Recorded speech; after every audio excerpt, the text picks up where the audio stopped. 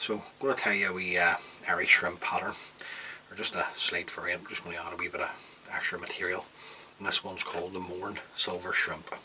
Hook in the vise, partridge patriot double in size 8 in black nickel. Thread we're going to use is the uni thread 801 black. Now, just going to come in a couple of mil behind the eye of the hook.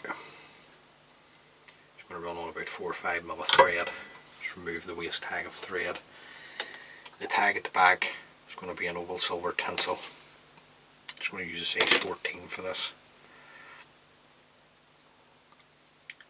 Just going to catch that on the top, and then just work our thread back nice and tight, just until your thread's past the points of the hooks.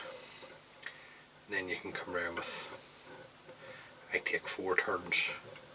You can take as many turns as you like to create your tag, and on the last turn bring it up and in between the 2 hooks.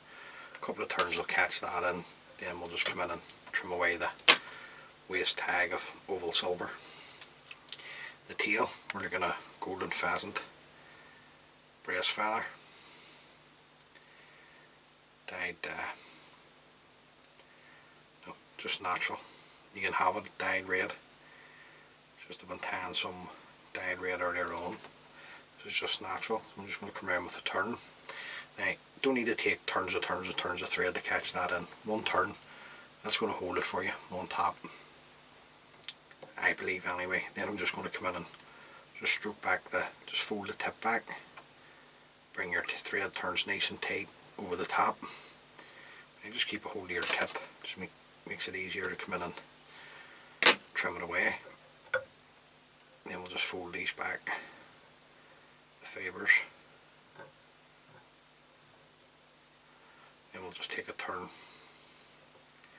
a couple of turns of the golden pheasant. Just depends how you like your tails on the Irish shrimp flies.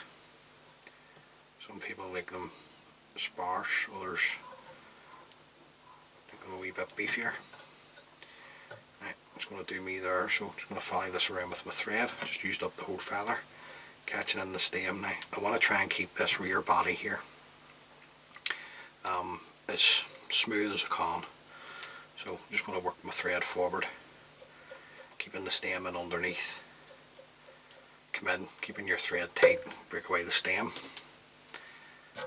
Now, you may have caught some of these when you were winding around the hackle, so you can just come in with a brush and brush that out.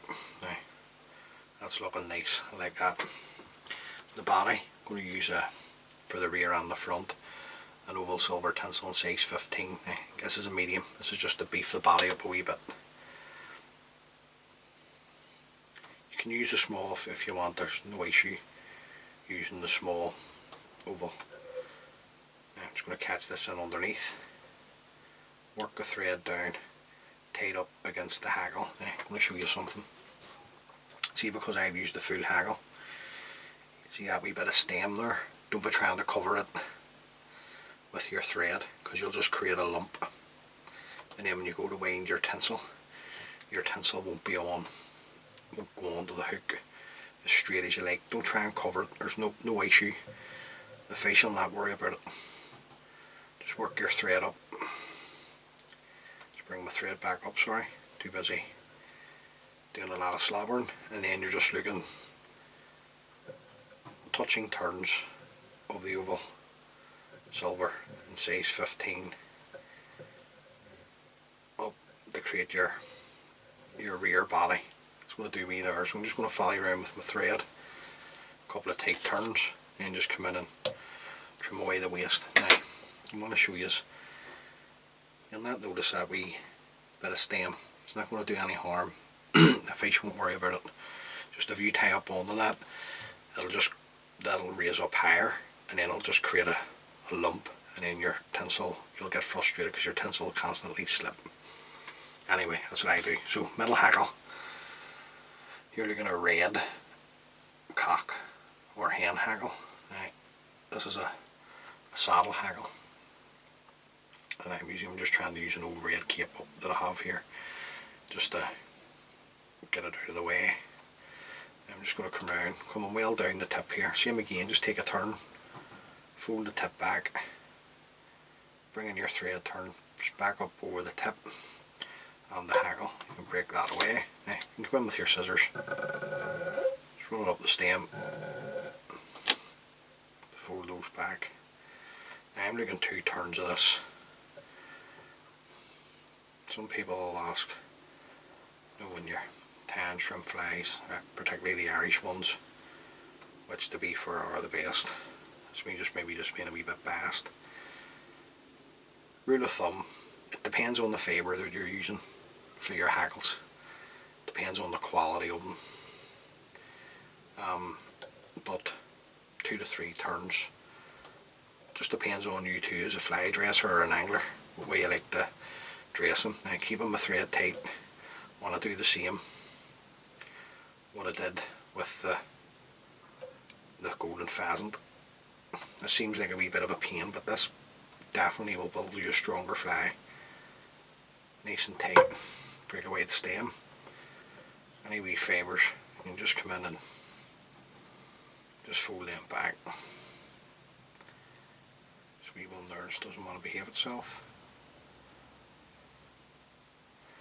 See it there? Just break that away. And then work our thread back down up against the mid hackle. Now we're not looking too bad. And see, when you're not talking, you can knock these up in 10 minutes, no issue. Now I want to put a wee bit of a highlight on, and this is Amherst tail feather. Now I'm just looking a couple of fibres for the top. Just break them away, just get them lined up. Don't have to be perfect. Just going to offer these on the hook. Now I want them less the length of the tail.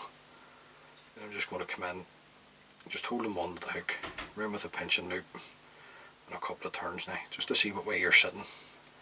Just have a wee check, and you can be as fussy as you like with them at this point. Now I'm happy with that, so just going to tighten up. Working the thread down, you can break those away. Then we'll come back in with our oval silver tinsel for our front body in size 15. Catch this in underneath the shank of the hook, and then work your thread back down. Now you're on the Amherst, just come in, just stroke it back with your finger. Come up tight against the hackle. And then back down again. Now don't worry about them sitting up. I'll sort that out in a second. Just come around with your oval silver tinsel. Touching turns again. Up the body, the front part that is, and then catch this in. And this is a good all round wee pattern. This to fish anywhere on any of the foil rivers, anywhere in the foil system, even in the bond system or in the UK or Ireland. Can't go wrong with this wee pattern, even not with the Amherst, just with the pattern this is in general. Anyway, I'm going to come back to my Amherst.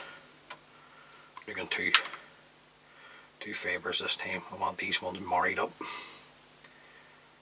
I'm going to offer these in underneath just to get my length. Just want to check my length here. Yep. Happy with that, so I'm just going to hold it with my thumb underneath, around with a couple of loose turns. Happy with that, so just tighten up, break away the waist ends, bring my thread back up. Front hackle, you're looking at Badger.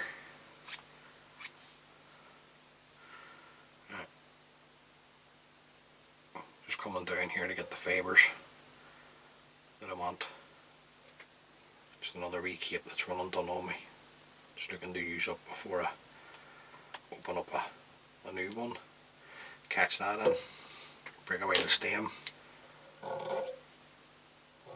stroke the fibres back, and then I'm really going 2 turns of this.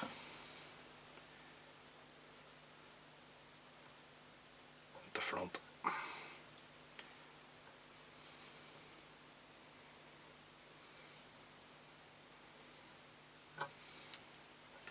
Follow this around with my thread. Nice and tight, just nice tight turns into the stem. Just going to fold it back. Just make sure everything sits back for you. Then you can break away the stem. And you can see the way they're sitting on top. And they give you plenty of movement. The Amherst. I'm just going to finish off with 2 jungle cock eyes. Now you don't have to put jungle cock eyes on it, but that wee fly will work.